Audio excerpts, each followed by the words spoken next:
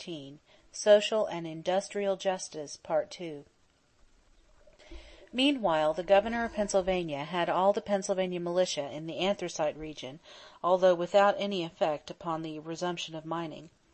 The method of action upon which I had determined in the last resort was to get the governor of Pennsylvania to ask me to keep order.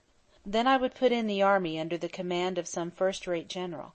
I would instruct this general to keep absolute order, taking any steps whatever that were necessary to prevent interference by the strikers or their sympathizers with the men who wanted to work. I would also instruct him to dispossess the operators and run the mines as a receiver until such time as the commission might make its report, and until I, as president, might issue further orders in view of this report. I had to find a man who possessed the necessary good sense, judgment, and nerve to act in such an event. He was ready to hand in the person of Major General Schofield.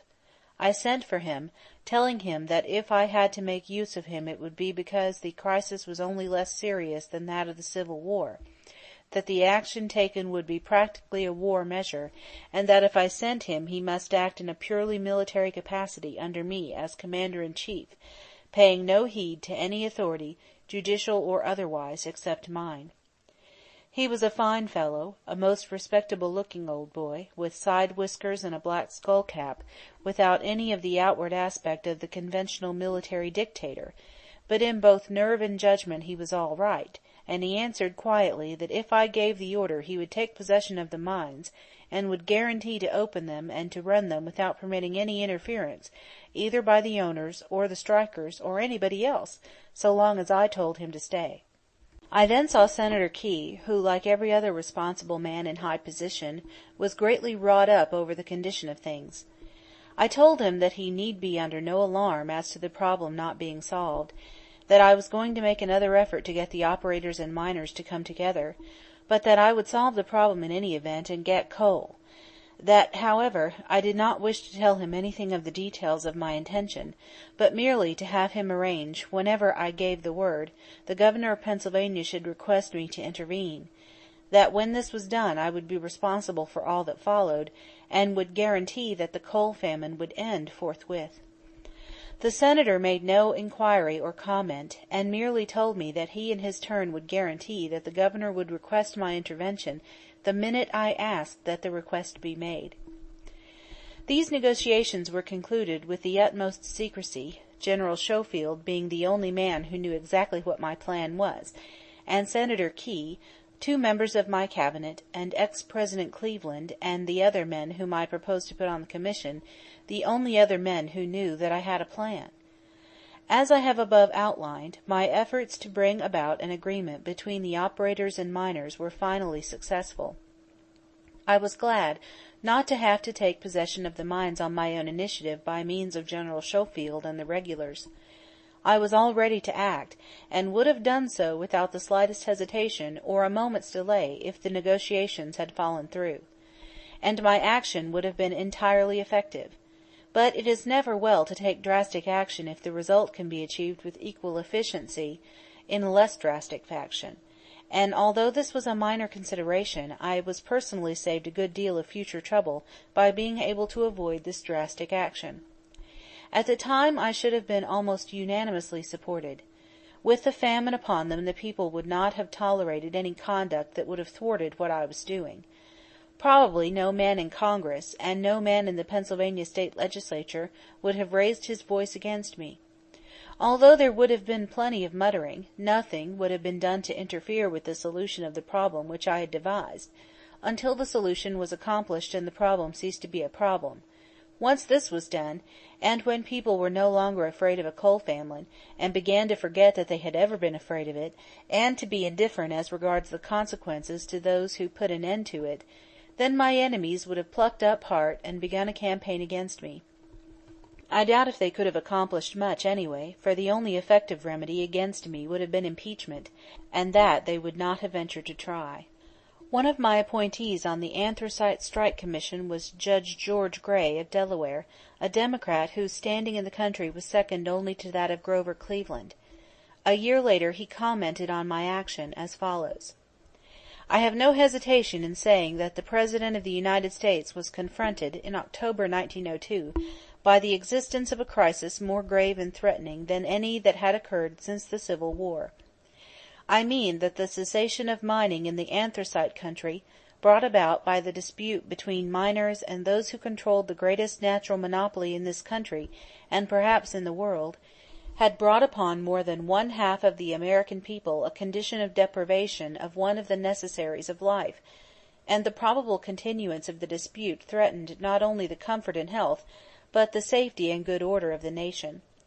He was without legal or constitutional power to interfere, but his position as President of the United States gave him an influence, a leadership, as first citizen of the Republic, that enabled him to appeal to the patriotism and good sense of the parties to the controversy, and to place upon them the moral coercion of public opinion to agree to an arbitrament of the strike then existing and threatening consequences so direful to the whole country.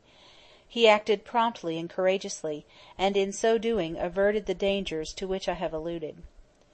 So far from interfering or infringing upon property rights, the President's actions tended to conserve them.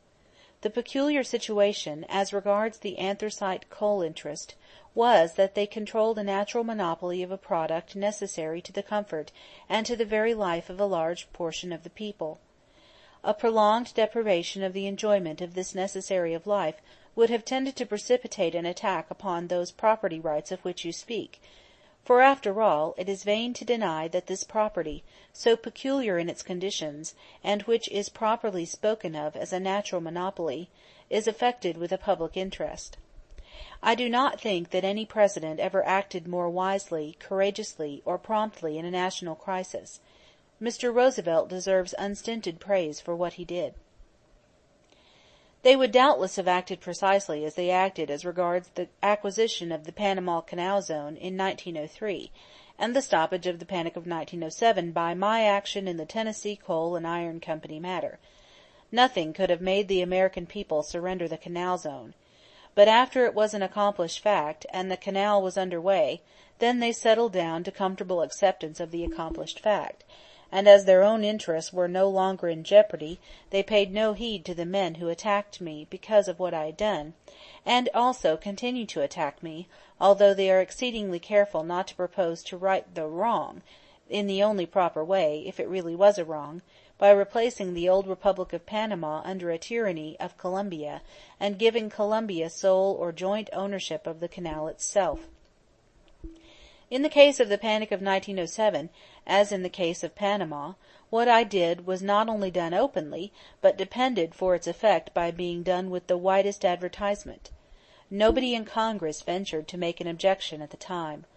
No serious leader, outside, made any objection. The one concern of everybody was to stop the panic, and everybody was overjoyed that I was willing to take the responsibility of stopping it upon my old shoulders. But a few months afterward, the panic was a thing of the past. People forgot the frightful condition of alarm in which they had been. They no longer had a personal interest in preventing any interference with the stoppage of the panic. Then the men who had not dared to raise their voices until all danger was past, came bravely forth from their hiding places and denounced the action which had saved them. They had kept a hushed silence when there was danger. They made clamorous outcry when there was safety in doing so. Just the same course would have been followed in connection with the anthracite coal strike if I had been obliged to act in the fashion I intended to act, had I failed to secure a voluntary agreement between the miners and the operators. Even as it was, my action was remembered with rancor by the heads of the great moneyed interests, and as time went by was assailed with constantly increasing vigor by the newspapers these men controlled. Had I been forced to take possession of the mines, these men and the politicians hostile to me would have waited until the popular alarm was over and the popular needs met, just as they waited in the case of the Tennessee Coal and Iron Company, and then they would have attacked me precisely as they did attack me as regards the Tennessee Coal and Iron Company. Of course, in labor controversies it was not always possible to champion the cause of the workers, because in many cases strikes were called which were utterly unwarranted, and were fought by methods which cannot be too harshly condemned.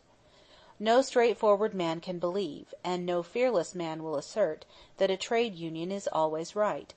That man is an unworthy public servant, who by speech or silence, by direct statement or cowardly evasion, invariably throws the weight of his influence on the side of the trade union, whether it is right or wrong. It has occasionally been my duty to give utterance to the feelings of all right-thinking men by expressing the most emphatic disapproval of unwise or even immoral notions by representatives of labor. The man is no true democrat, and if an American, is unworthy of the traditions of his country, who, in problems calling for the exercise of a moral judgment, fails to take his stand in conduct and not on class. There are good and bad wage workers just as there are good and bad employers, and good and bad men of small means and of large means alike.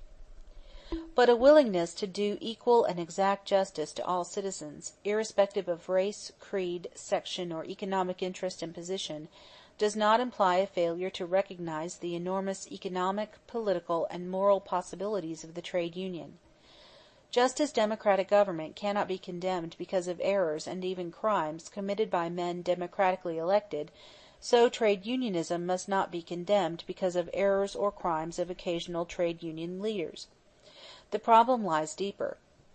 While we must repress all illegalities and discourage all immoralities, whether of labor organizations or of corporations, we must recognize the fact that today the organization of labor into trade unions and federations is necessary, is beneficent, and is one of the greatest possible agencies in the attainment of a true industrial, as well as a true political, democracy in the United States. It is a fact which many well-intentioned people even today do not understand.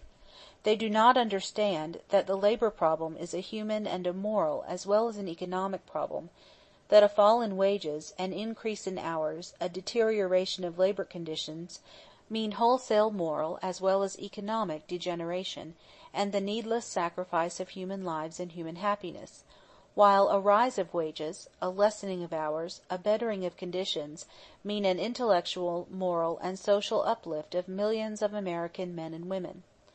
There are employers today who, like the great coal operators, speak as though they were lords of these countless armies of Americans, who toil in factory, in shop, in mill, and in the dark places under the earth. They fail to see that all these men have the right and the duty to combine to protect themselves and their families from want and degradation. They fail to see that the nation and the government, within the reach of fair play and a just administration of the law, must inevitably sympathize with the men who have nothing but their wages, with the men who are struggling for a decent life, as opposed to men, however honorable, who are merely fighting for larger profits and an autocratic control of big business. Each man should have all he earns, whether by brain or body, and the dictator, the great industrial leader, is one of the greatest of earners, and should have a proportional reward. But no man should live on the earnings of another, and there should not be too gross inequality between service and reward. There are men of today, men of integrity and intelligence, who honestly believe that we must go back to the labor conditions of half a century ago. They are opposed to trade unions, root and branch. They note the unworthy conduct of many labor leaders. They find instances of bad work by union men, of a voluntary restriction of output, of vexations and violent strikes, of jurisdictional disputes between unions which often disastrously involve the best intentioned and fairest of employers. All these things occur and should be repressed. But the same critic of the trade union might find equal causes of complaint against individual employers of labor, or even against great associations of manufacturers.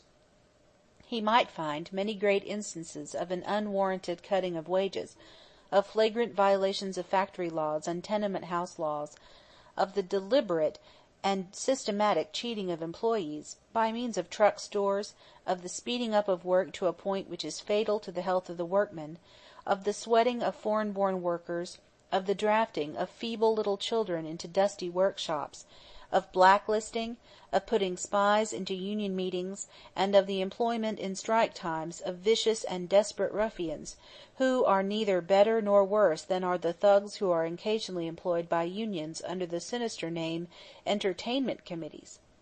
I believe that the overwhelming majority, both of workmen and of employers, are law-abiding, peaceful, and honorable citizens, and I do not think that it is just to lay up the errors and wrongs of individuals to the entire group to which they belong. I also think, and this is a belief which has been borne upon me through many years of practical experience, that the trade union is growing constantly in wisdom as well as in power, and it is becoming one of the most efficient agencies toward the solution of our industrial problems, the elimination of poverty and of industrial disease and accidents, the lessening of employment, the achievement of industrial democracy, and the attainment of a larger measure of social and industrial justice. If I were a factory employee, a workman on the railroads, or a wage earner of any sort, I would undoubtedly join the union of my trade. If I disapproved of its policy, I would join in order to fight that policy. If the union leaders were dishonest, I would join in order to put them out. I believe in the union, and I believe that all men who are benefited by the union are morally bound to help to the extent of their power in the common interests advanced by the union. Nevertheless, irrespective of whether a man should or should not, and does or does not, join the union of his trade, all the rights, privileges, and immunities of that man as an American and as a citizen should be safeguarded and upheld by the law. We dare not make an outlaw of any individual or any group, whatever his or its opinions or professions. The non-unionist, like the unionist, must be protected in all his legal rights by the full weight and power of the law. This question came up before me in the shape of a right of a non-union printer named Miller to hold his position in the government printing office. As I said before, I believe in trade unions. I always prefer to see a union's shop. But any private preferences cannot control my public actions. The government can recognize neither union men nor non-union men as such, and it is bound to treat both exactly alike. In the government printing office, not many months prior to the opening of the presidential campaign of 1904, when I was up for re-election, I discovered that a man had been dismissed because he did not belong to the union. I reinstated him. Mr. Gompers, the president of the American Federation of Labor, with various members of the executive council of that body, called upon me to protest on September 29, 1903, and I answered them as follows. I thank you and your committee for your courtesy, and I appreciate the opportunity to meet with you. It will always be a pleasure to see you or any representative of your organizations or of your federation as a whole. As regards the Miller case, I have little to add to what I have already said. In dealing with it, I ask you to remember that I am dealing purely with the relations of government to its employees. I must govern my action by the laws of the land, which I am sworn to administer, and which differentiate any case in which the government of the United States is a party from all other cases whatsoever. These laws are enacted for the benefit of the whole people, and cannot and must not be construed as permitting the crimination against some of the people.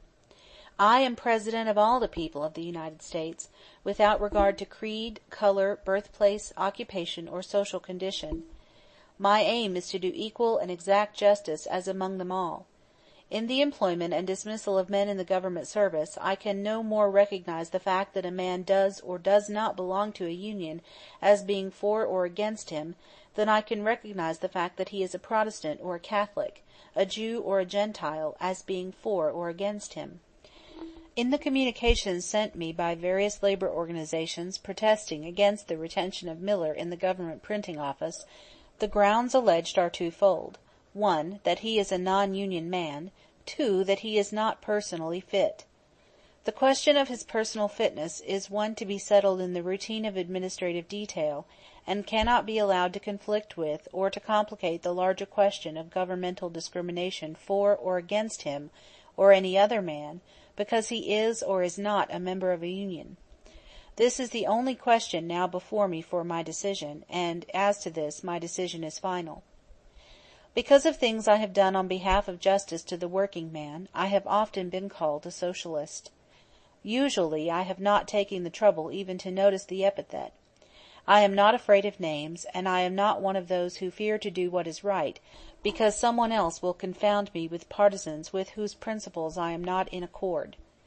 Moreover, I know that many American Socialists are high-minded and honorable citizens, who in reality are merely radical social reformers.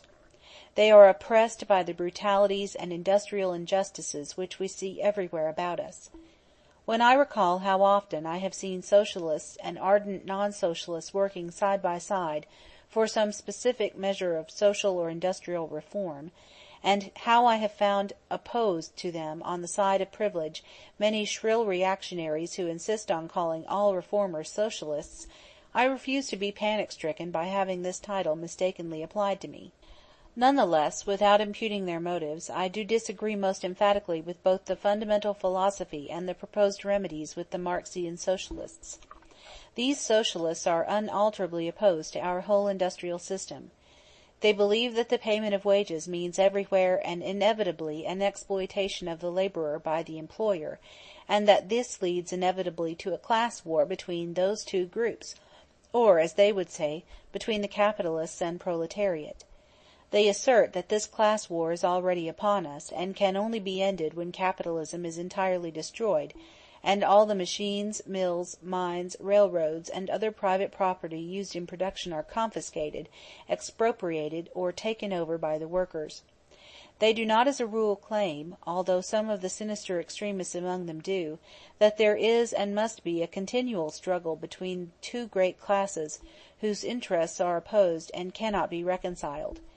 In this war they insist that the whole government, national, state, and local, is on the side of the employers, and is used by them against the workmen, and that our law and even our common morality are class weapons, like a policeman's club or a Gatling gun. I have never believed, and do not today believe, that such a class war is upon us, or need ever be upon us, nor do I believe that the interests of wage earners and employers cannot be harmonized, compromised, and adjusted. It would be idle to deny that wage earners have certain different economic interests from, let us say, manufacturers or importers, just as farmers have different interests from sailors and fishermen from bankers. There is no reason why any of these economic groups should not consult their group interests by any legitimate means, and with due regard to the common overlying interests of all. I do not even deny that the majority of wage earners, because they have less property and less industrial security than others, and because they do not own the machinery with which they work, as does the farmer, are perhaps in greater need of acting together than are other groups in the community. But I do insist, and I believe that the great majority of wage earners take the same view, that employers and employees have overwhelming interests in common, both as partners in industry and as citizens of the Republic, and that where these interests are apart they can be adjusted by so altering our laws and their interpretation as to secure to all members of the community social and industrial justice. I have always maintained that our worst revolutionaries today are those reactionaries who do not see and will not admit that there is any need for change. Such men seem to believe that the 4.5 million progressive voters who in 1912 registered their solemn protest against our social and industrial injustices are anarchists who are not willing to let ill enough alone. If these reactionaries had lived at an earlier time in our history, they would have advocated sedition laws, opposed free speech and free assembly, and voted against free schools, free access by settlers to the public lands, mechanics' lien laws, the prohibition of truck stores, and the abolition of imprisonment for debt, and they are the men who today oppose minimum wage laws, insurance of workmen against the ills of industrial life, and the reform of our legislators and our courts, which can alone render such measures possible.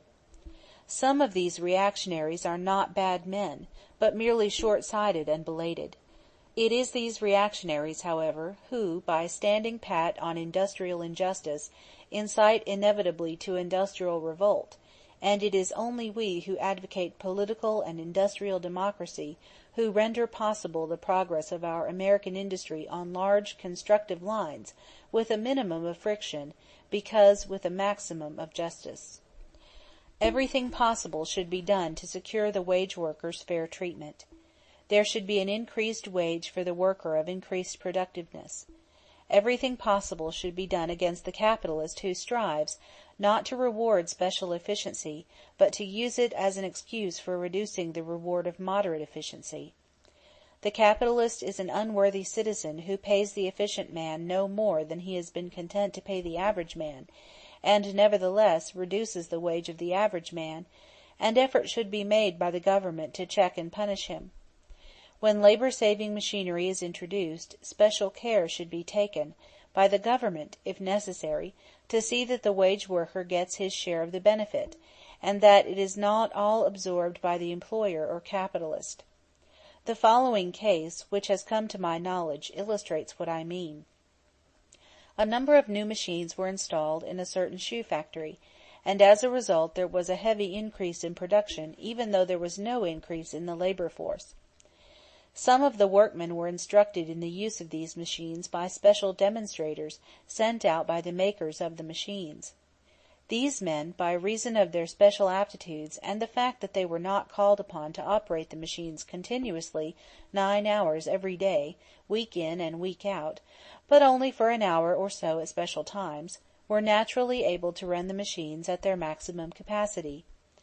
When these demonstrators had left the factory and the company's own employees had become used to operating the machines at a fair rate of speed, the foreman of the establishment gradually speeded the machines and demanded a larger and still larger output, constantly endeavoring to drive the men on to greater exertions. Even with a slightly less maximum capacity, the introduction of this machinery resulted in a great increase over former production with the same amount of labor, and so great were the profits from the business in the following 2 years as to equal the total capitalized stock of the company. But not a cent got into the pay envelope of the workmen beyond what they had formerly been receiving before the introduction of this new machinery, notwithstanding that it had meant an added strain, physical and mental, upon their energies, and that they were forced to work harder than ever before. The whole of the increased profits remained with the company. Now this represented an increase of efficiency with a positive decrease of social and industrial justice. The increase of prosperity which came from the increase of production in no way benefited the wage workers. I hold that they were treated with gross injustice, and that society, acting if necessary through the government, in such a case should bend its energies to remedy such injustice, and I will support any proper legislation that will aid in securing the desired end. The wage worker should not only receive fair treatment, he should give fair treatment. In order that prosperity may be passed around, it is necessary that the prosperity exist. In order that labor shall receive its fair share in the division of reward, it is necessary that there be a reward to divide. Any proposal to reduce efficiency by insisting that the most efficient shall be limited in their output to what the least efficient can do, is a proposal to limit by so much production, and therefore to impoverish by so much the public, and specifically to reduce the amount that can be divided among the producers. This is all wrong. Our protest must be against unfair division of the reward for production. Every encouragement should be given the businessman, the employer, to make his business prosperous, and therefore to earn more money for himself, and in like fashion every encouragement should be given the efficient workman. We must always keep in mind that to reduce the amount of production serves merely to reduce the amount that is to be divided, is in no way permanently efficient as a protest against unequal distribution, and is permanently detrimental to the entire community. But increased productiveness is not secured by excessive labor amid unhealthy surroundings. The contrary is true. Shorter hours, and healthful conditions, and opportunity for the wage worker to make more money, and the chance for enjoyment as well as work, add to efficiency. My contention is that there should be no penalization of efficient productiveness, brought about under healthy conditions, but that every increase of production brought about by an increase in efficiency should benefit all the parties to it, including wage workers as well as employers or capitalists, men who work with their hands as well as men who work with their heads. End of Chapter 13, Part 2.